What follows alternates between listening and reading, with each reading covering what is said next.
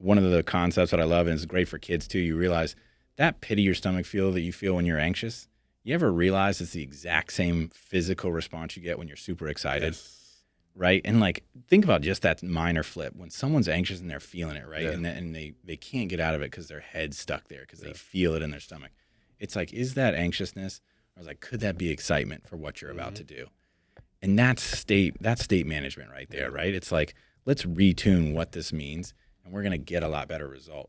This is not something you can learn overnight. This is very complex because we haven't learned this for some people until right now, right?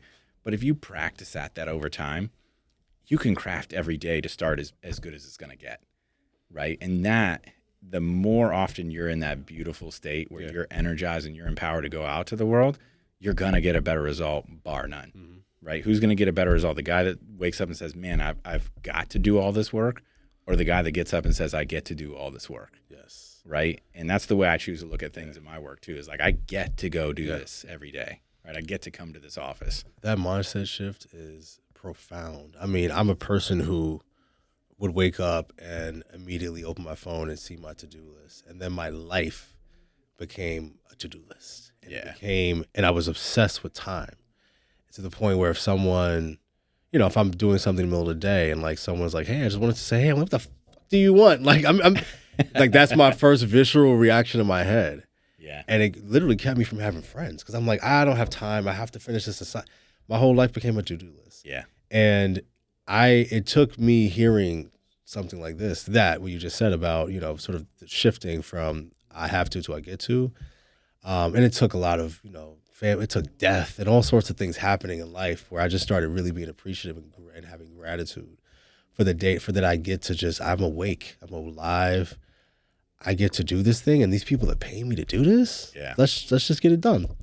So I struggle a lot less with that, but I noticed that mindset shift that permeated my entire life. So it became like, man, I don't feel like putting the kids to bed because it takes an hour and a half. To wow, I get to have these little moments with my children at this age. Yeah. And this is the only day this day is so unique. We're never going to have this day again. And it's so short. Yeah. Kids are such an easy target, right? Because it's like, we have small kids. I have a small kid.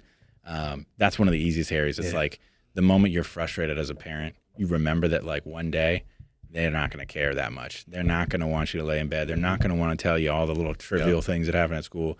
That's gone, and you're going to miss it. Your entire life will pass you by if you live in that type of state where, hey, I just have to do this thing. Life's an experience. Yeah. You can make it what you want.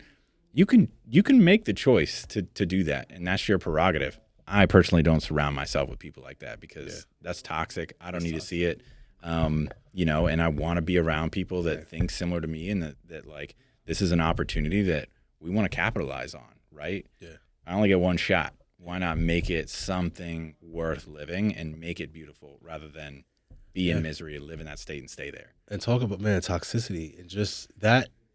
That's, I mean, I'm still going through this sort of process of, man, it sounds like, it feels assholey to say like I need to get rid of certain people and things and also places in my life, but you have to. And it took me opening up my eyes to see I was walking around, I was suffering constantly because of something I love to do, which is work and build a business. But I realized that a lot of my day, anytime I was wasting time with people I called friends, it was because a lot of the conversations were just low vibrational conversations. Yeah.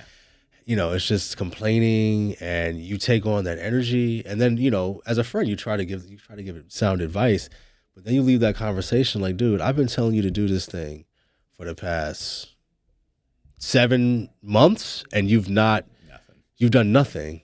And our conversations are just me just giving this advice, but then I'm leaving feeling like, well, maybe I need to reassess what it is I'm doing. And it makes it sort of, the energy kind of sticks to you, and it permeates almost your entire life. It gets drawn out of you. And it gets drawn out of you, yeah. And that's why I think gratitude, man, it's the attitude of gratitude. Obviously, it's people say it now. It's kind of a thing, obviously, but it's fundamentally, it just makes sense, and it works. An attitude of gratitude will take you from not wanting to get out of bed to, can't wait, to get up in the morning. Yeah. I think the friend thing is super interesting, and I'm glad you brought that up. like friends as entrepreneur, when you're in your business career, how does it work with friends and family? I don't need no friends. Yeah. Well, so you do. Like I said, this comes up so often. Here's the deal with it too.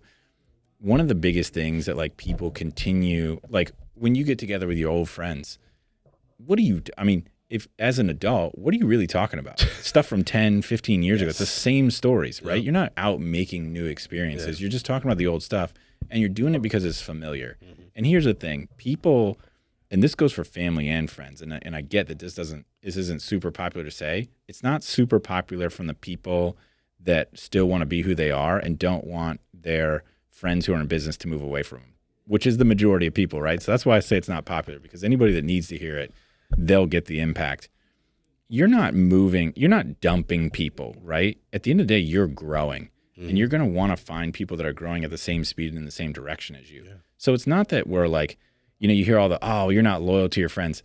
It's not that I'm not loyal. At the end of the day, we're just growing in completely different directions. This happens in relationships too. And the thing is, like, as an entrepreneur, like we talked about earlier, you're trying to get outsized results as an average person, right? You need all of your excess energy. I am ruthless in cutting, and I learned this from a friend a long time ago. I am ruthless in cutting people out that are just energy drains, that just aren't really well aligned. That doesn't mean I'm a robot, right? It doesn't mean I won't interact with I'm not some arrogant guy that thinks I'm better than everybody. It's just a matter of like, if you're the type of person who we title them ass-holes sometimes. What? Ass-holes. Ass-holes? Right? The guys that ask you questions constantly, never do anything about it. We call that an ass-hole. I move away from people like that. And the biggest power that I have isn't engaging or isn't telling someone what to do. It's not my place to say, hey, you're not going to do it. That's your life. You take care of you, right? Yeah. You just won't hear much from me anymore because like I direct my life towards the right energy, the right type of people, the people that are growing in those states as much as possible, because it's not only helpful to me, but there's a network effect that's at play there too. So there's a lot of entrepreneurs out there that, like you said, have that idea too. And I know you're joking, but they have that idea that I don't need friends. And because I'm just busy. And it's like, but you do. You need the right friends. You do. And I can't stress the importance of having a network of other entrepreneurs, because those are going to be the only people in the world that really understand you. And holy heck, you're going to get a point of growth where you need to leverage that support system at every single stage.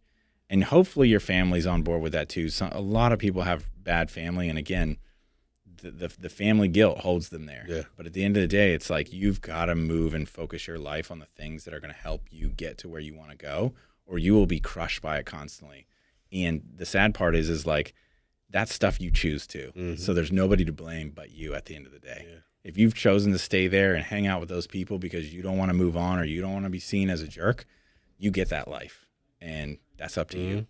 I think too that what it takes to be, and I'm not even saying a successful entrepreneur, but what it takes to be the kind of person that says, I'm going to make a life-changing leap that is going to upend everything that I have in my life now, and could potentially be like almost like threatening when you talk about the health impacts of like just the grind.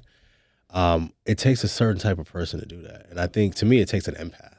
And I think naturally, at least for me, it was one of the hardest things I had to do was like really look and examine who was around me. And when I realized that I was giving more advice than I was receiving, as a matter of fact, I couldn't even ask for advice because they just it fell on deaf ears. Just didn't know. Or they didn't understand. I realized I had to really, really make a change, and it has really been fruitful in my life, man. So but yeah, you're right. It's just like socially, it just seems like you're just being a jerk, but you got to change your frequency. And I think it starts with what is the information that you're putting in your head, from what you're reading to what you're watching to the conversations you're having. And I think it's super, like to your point, it's just super important to like really examine. So what I do now, I examine everything every 6 months now. Like from what am I eating? What are my sleeping habits? Who am I talking to? How many times have I had the same conversation with this person? Yeah. And I realized very recently that there are people who I call friends that don't know anything about me. Yeah. Because they never ask, and I don't get the opportunity to talk about my shit, right? So yeah, you just end up moving on. Like you said, people, your perception is like, you look like a jerk, and it's like the people that think that you're a jerk for moving forward in your life and doing something for yourself and your family is bad, is because they're fearful that their life, their certainty is changing, and it's outside of their control, that they're losing you because you're moving up and they're not. Yeah. So of course they're gonna talk about it. Yeah. Right. But again, that's up to you to interpret. At the end of the day, if you care about that, then you can stay where you're at. But like you can choose to be like, I'm not saying go and tell everybody to F off and go home. Right. I'm just saying spend your time putting effort into finding the right people, fostering those relationships, because they're critical as you grow. You need that support system all across the board, at home and at work, and it's massive, and it's all things that you choose and direct. And then once you do that, it's like you can't become those people. Like you have to, at least for me, my experience, I've had to humble myself, because if I'm trying to move on and move up in my life, and it's not just about work, it's just about, to me, it's about energy and my state of well-being.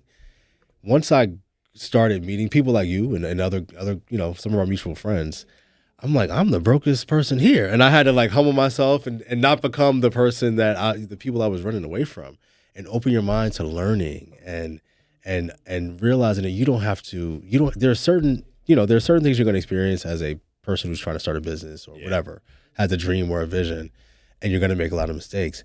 But it's almost like reading a book. I don't have to experience certain things if I can talk to you and hear you out and hear some other. And I think that's like the next level, is like, how do you get to the point where you're not becoming that person, but then also you don't want to be a person that's like networking friends, right?